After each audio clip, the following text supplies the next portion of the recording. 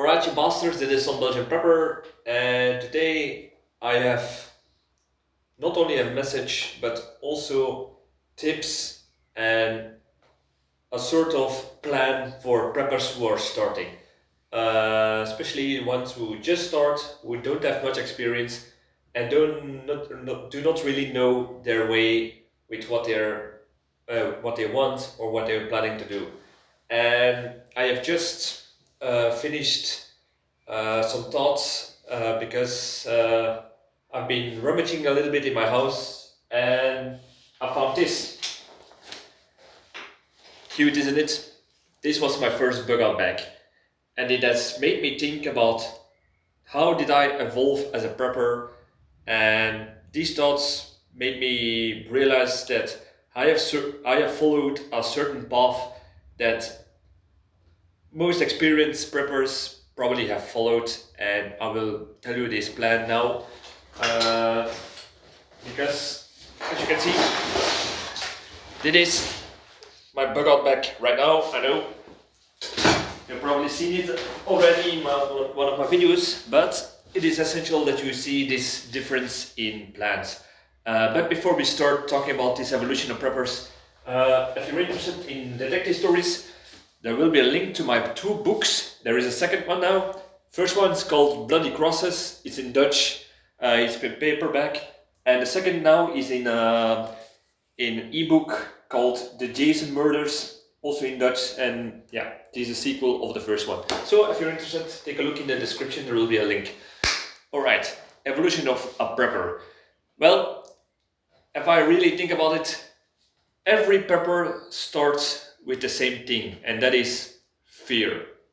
Fear of the unknown, because that is what fear is. Fear is unknown, not be able to do something about a certain situation, scared for the lacking in skills, knowledge, all that kind of stuff. So that is how I started. I used to play a video game called Stalker that was playing around Chernobyl, the nuclear reactor after the accident, and it made me realize when I was, I think, 17, that this could happen where I live. There is not that far from where I used to live a nuclear plant. So yeah, I started looking up and I realized not only a nuclear reactor could go off or an accident, but there are other kind of disasters, natural, human-made, war, all that kind of stuff. So it has made me, it got me scared in the beginning, but as we go on, you will learn that you can turn this fear into readiness, into self-confidence in yourself and in your skills. So we start with fear. No knowledge, no skills.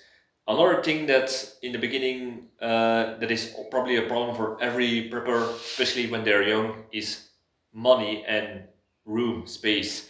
Because you will probably either live with your parents or family, or you will have a rent with roommates or rent by your own. So you cannot really do much in accordance to prepping because of violations from a landlord or your parents or family or roommates or whatever. So that's another thing that could be problematic if you want to be self-reliant, but yeah, you don't own the property, and so you cannot do big changes for yourself without permission. So if you're on good terms with the landlord, perhaps you can ask and get some permission that way.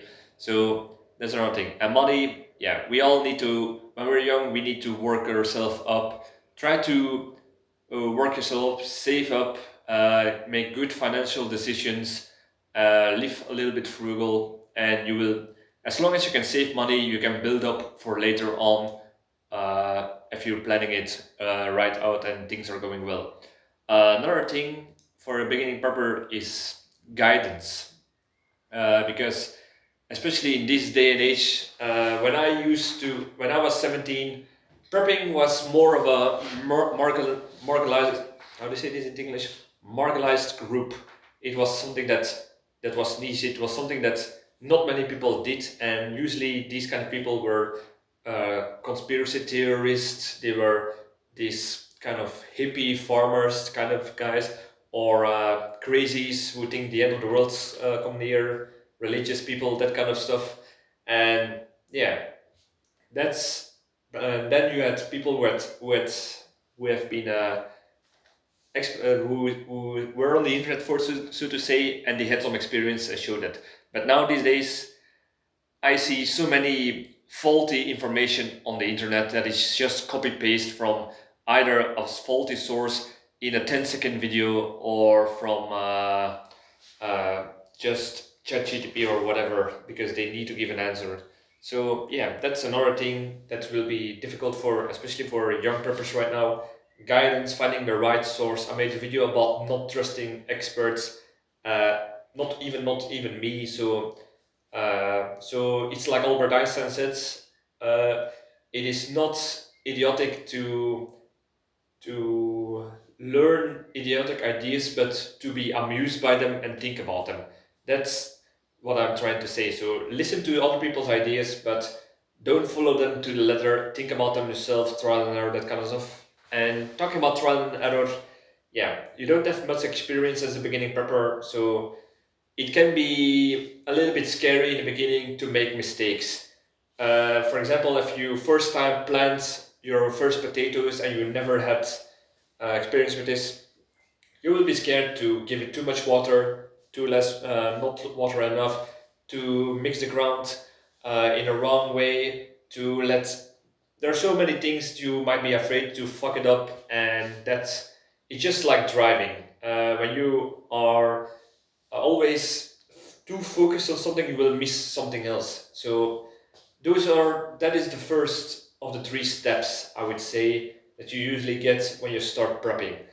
The intermediate, the second stage, I would say, is uh, gain skills, and it is not only for by looking information like books, internet, by following experts, that kind of stuff, or meet people who have expertise in certain areas. So yeah, it's also about getting experience in life. You need to be fired on a job because you made a mistake. You need to go to the gym and have some muscle pain because you did an exercise wrong, so you will not do it anymore. You have to take risk and all this kind of stuff. So yeah, gain skills and experience is what I'm just trying to say. Not only in survival, but generally in life. Talk to a girl that you know that she probably will flaunt you off, say fuck off. Yeah, those things will happen, and those things will make you physically and mentally stronger, and also in your skills and knowledge. That's what I'm trying to say. So don't be afraid to make mistakes and do stuff, learn, trial and error. Grow financial, get jobs, like I said before, live frugal, try to work something out that can always save up some money, so that you will not go month to month just living by paycheck to paycheck, is what I'm trying to say. If you That's already a big thing that will get you ahead. All right. Another thing is, like I said before, meet meet friends. What do I mean by that? Meet people who have same interest. Meet people who have interests that maybe are not the same as yours, but they have skills. Like meet people who are active in medical as a medical professional, in as a farmer. People who, even if it's people who work in finance or something, you can learn from any person. You can get information from them, get to know friends, make a circle of connections that will help you so much in life. So this is usually the part in a movie where the hero is going to who failed in basic training is going to get back on his horse and has a music montage on how he's improving. This is usually this kind of stage. Uh, the third stage, I would say, is that is the stage, and it is something like when you're doing iaido, like Japanese sword fighting. That is the, yeah, we call it dan, but I don't know how you say it in English. That is the stage where you learn your style, so to say. You create your survival style that fits your survival strategy, that is based on your living conditions, your personality, your skill level, your knowledge, expertise, that kind of stuff. So this is the third stage is that you learn who you are and what suits you best to you and your environment. It is the survival of the fittest kind of scenario. You will build your survival strategy plans around what performs best in your environment and with yourself. And yeah, that is something that every prepper wants to strive to. Another thing is, I would say, is specialize, and it is another thing than style, because you can have a certain style, but you cannot be as you perhaps not, are not specialized in something, and it is very important because this can also connect to your job, because usually where people specialize in as a prepper is something that is in connotations with their current job or career that they usually have. So for for example, in my case, my specialization for survival strategy is historical survival. uh, I see into history how did people do certain things, and that way I can do more with less, with certain materials. I have, even if they sound ridiculous, I know that they will work because they have worked in the past for hundreds of years in certain regions by certain people in certain times. So that is a little bit of my specialization, because my style of prepping in my case is usually I'm a jack of all trades, but not an expert, but not an expert in but an expert in none, so to say. So I know a little bit of everything, and that is a little bit how my survival style is. But my specialization is historical survival, so to say. So yeah, another thing I would say is stabilize your survival plans, platform your life to not only suit you, to that you will not only be able to help yourself but also help be stable enough, to be so stable that you will have surplus, that you can help family, friends, your partner, your children, your neighbors, in case of an emergency disaster, that it's not only that you will not only be the only survivor. So it's like I said before, if you're going to live frugal and be wise with your money, you will you will be able to save some money and use it for something else. The same thing goes with stabilizing your survival skills and knowledge, and whatever you bring out with your survival strategy, that you will be able to help others, because you can only help others if you are able to help yourself. So that's also very important for the third stage, so to say. And then when you got all that in order, yeah, then it's more of a game of how long can you hold out, so to say, like those video games where you build up you build up your character to the max, and yeah, there are no more really missions, no more hardships in the way, so you can it's a way that you will not progress in big waves like you used to in stage 1 and 2, so to say. But if you what you can do is keep gaining knowledge in places that you not searched before, with people that you perhaps meet new, expand and teach, is also very important to the next generation or your neighbors, friends, family, that you can teach your ways, what works to them, and help them in that way. So be an inspiration, whether it's an being physical help by information help, or inspiration even. That's something that you will always be able to do, whether you're in stage 3 or 2. Another thing I would say is this is also the stage, like I said before, in stage 2, meet other people, and friends, make connections. Then you can start to work together, and because now you are an expertise, now you are useful to people who are specialized in their own trades, survival plan, so to say. So if you are a cop, for example, and you have you have specialized in weapons and strategic use of it and maintenance. Now you can help other people who are perhaps medical professionals or farmers or engineers or mechanicals, so to say. So yeah, you can trade your expertise with other people where you lack and work together that way. And that way you create a little, I would say, bartering circle, so to say, that you are not only dependent on some person on the job market who is specialized in something and will charge you $200 an hour, because now you can say, you see, I need some help with my potatoes. If you help me, I will help you getting your aim better, or I will recalibrate your guns, for example, that kind of stuff. So yeah, you can trade off equally, so to say, and work together better. Then it's not only transactional in a way, but it's also bonding together uh, in case of shit hit the fan, and you can banter together uh, that way, because you will need all the people you can during a disaster.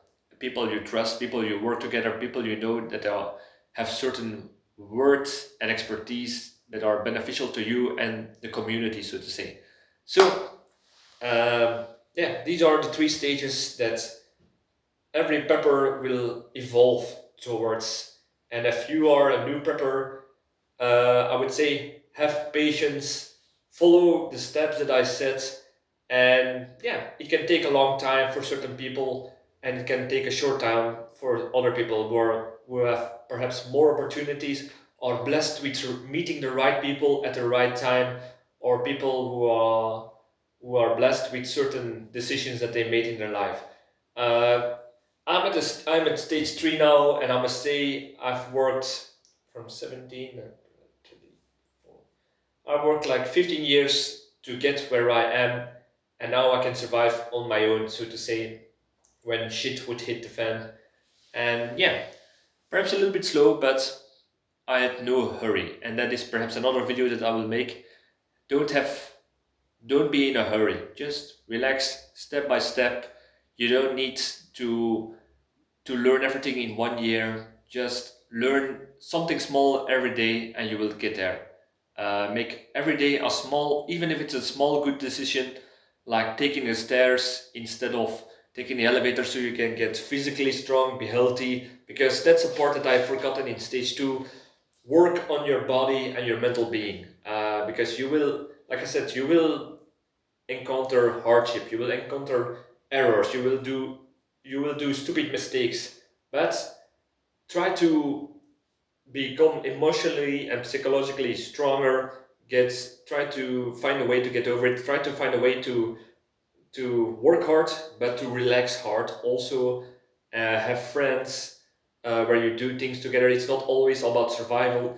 Whenever you're in stage 3, it's about life and not only survive, so to say. So also get your body in order, eat healthy, see what fits with you in a diet way. Work out a little bit every day or a few times hard a week, so you will get a healthy body, so to say. So yeah, that's a part that I've forgotten. So I hope this, especially if you're a new prepper, that you will learn something from it and take the steps. And don't worry, take it a day at a time, and you will be fine. I would say, even if shit hit the fan, and it will happen to everyone. You might lose a loved one, family member. Perhaps you will get a financial disaster, like a big fine, a court case, or whatever. Or you will perhaps have a car accident where you will be recuperating from for months, perhaps even years. Try to make every day 1% better, is what I'm trying to say. And after a year, you will be 356% better than the day that you were at your worst. So yeah, I hope this made a little bit sense. I know I've been rambling a little bit, but yeah, I hope this will inspire some people to become better people. I know it's helped for me, and I hope it will become better for you. So I would say like, subscribe, all the good stuff, and see you in the next video. Cheers!